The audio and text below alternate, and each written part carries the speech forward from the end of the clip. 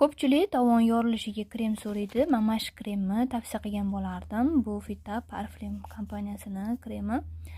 Oyoq kremi juda ham zo'r. Bittada effektini bilasizlar.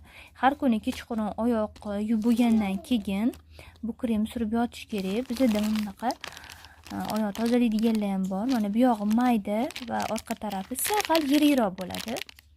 Mana bu yoq tarafi sal yirikroq. Bemalol teriga ziyon qilmaydi. Bunda tozalab bo'lganingizdan keyin mana bu kremdan surib olasizlar. Birinchi kunning o'zida effektini bilasizlar. Terini namlab beradi, oziqlantiradi va himoya qiladi. Juda ham zo'r krem. Mana shuni tavsiya qilaman. Ishlatib ko'ringlar. Asosiysi teriga tez shimilib ketadi. Bir xil kremlar bor.